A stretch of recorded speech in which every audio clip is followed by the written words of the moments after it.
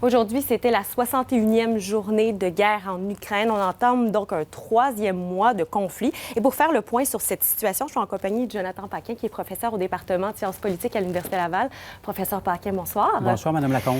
Quel bilan vous pouvez faire après 2 mois de conflit comme ça? Est-ce que, d'une part, on a surestimé la deuxième puissance mondiale et sous-estimé les Ukrainiens? Oui, il y a eu plusieurs surprises dans ce conflit. Lorsque le conflit débute le 24 février dernier, la plupart des observateurs s'attendent à ce que l'armée russe soit en mesure de prendre la capitale, Kiev, en 2 ou 3 jours, peut-être une semaine.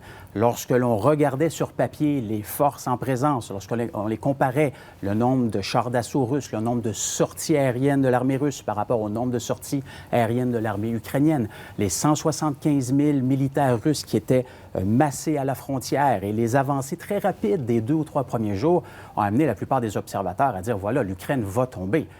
Et ce n'est pas du tout ce qu'on a vu dans les jours qui ont suivi. En fait, il y a eu plusieurs problèmes logistiques du côté de l'armée russe. Il y a eu des problèmes de coordination aussi dans la mise en œuvre des stratégies qui avaient été décidées au Kremlin, donc à Moscou.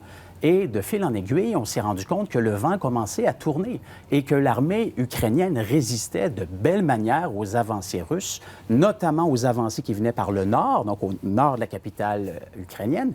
Et puis finalement, les Russes ont décidé de revoir à la baisse leurs objectifs. Parce que Poutine, initialement, pensait être en mesure de prendre l'Ukraine. Dans les premiers jours, il s'est adressé à l'armée ukrainienne en leur disant: jetez les armes, ralliez-vous à nous.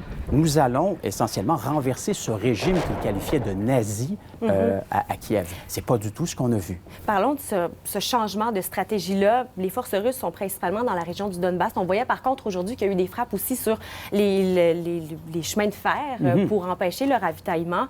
On voit qu'avec ce réaménagement-là, la date du 9 mai, on tente, j'imagine, de consolider ce qu'on a en ce moment? Oui, alors le 9 mai, c'est une date très importante pour les Russes. C'est le 9 mai 1945, c'était la fin de la guerre contre l'Allemagne nazie. Donc, à chaque année, en Union soviétique d'abord et puis en Russie depuis 1991, on souligne cet anniversaire. Poutine, certainement, qu'il aimerait avoir une belle victoire, soit dans le Donbass et jusqu'à Mariupol. Le problème, c'est qu'il y a toujours des résistants à Mariupol.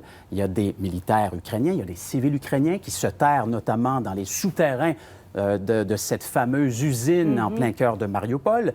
Les Russes commencent à taper du pied. Ils considèrent que les Ukrainiens ne négocient pas de bonne foi. Effectivement, le président Zelensky n'est pas intéressé à voir ses militaires ukrainiens quitter Mariupol, parce que s'ils quittent Mariupol, ça veut dire que la ville est décidément tombée et qu'elle est passée aux mains des Russes. Donc, on cherche à gagner du temps de cette façon-là. Parlons aussi du rôle de l'OTAN, parce que, justement, les Ukrainiens peuvent résister, notamment avec de l'aide en armes. D'ailleurs, il y a une rencontre demain avec une quarantaine de représentants de ministres de la Défense donc de quarantaine de pays pour discuter de cet approvisionnement-là. Parlez-moi du rôle de l'OTAN qui a évolué là, depuis 2 mois. L'OTAN, initialement, regardait les choses en se disant, est-ce que le gouvernement ukrainien capitulera? Est-ce que ce gouvernement-là décidera de quitter? Donc, ce sera un gouvernement en exil. On attendait de voir de quelle manière est-ce que le président Zelensky allait réagir. Et très rapidement, les Occidentaux et l'OTAN ont réalisé que Zelensky était là pour rester. Lorsque l'administration Biden lui a offert un sauf-conduit, en fait, de l'exfiltrer de l'Ukraine, il a répondu: je n'ai pas besoin d'un lift, j'ai besoin d'armes. Et ça a été certainement la déclaration qui a marqué un point tournant. On a compris que Zelensky était prêt à aller, en fait, jusqu'au bout dans cette guerre, et ça a un effet très favorable sur l'armée ukrainienne. Et les Occidentaux ont, à ce moment-là, accru l'aide. Ils ont compris qu'ils avaient affaire à un partenaire qui était de taille, qui était déterminé. Et effectivement, les Occidentaux ont apporté énormément d'aide. L'administration Biden, à ce jour, a donné pour 3,4 milliards de dollars en armes, parfois sous forme de dons, parfois sous forme de vente d'armes, mais dans l'ensemble, c'est une somme considérable. Et ça, c'est sans compter tous les autres alliés de l'OTAN, ou plusieurs d'entre eux, qui ont offert une aide militaire, notamment le Canada. Donc, les Ukrainiens peuvent se battre contre les Russes parce qu'ils disposent d'armes sophistiquées, des armes anti-chars notamment, qui sont très efficaces contre les colonnes de blindés russes. Et ça fait une différence dans ce conflit. En quelques mots, je sais que vous n'avez pas de boule de cristal, mais à la lumière de ce que vous nous dites là, combien de temps ça peut perdurer encore tout ça, ce conflit-là? Ça peut être très long, ça peut durer des années. Parce qu'effectivement, les Russes, à l'heure actuelle, ont revu à la baisse, comme je disais, leurs objectifs. Ils souhaitent créer une sorte de pont terrestre pour rallier le Donbass jusqu'à la Crimée, mais peut-être qu'ils pourraient pousser vers Odessa et jusqu'en Moldavie, et plus particulièrement en Transnistrie, qui est une province séparatiste pro-russe. Et donc, ça aurait pour effet d'enclaver l'Ukraine. Et donc, on pourrait effectivement assister à un conflit prolongé pendant des années parce que les Ukrainiens seront dans une logique de libération de leur territoire.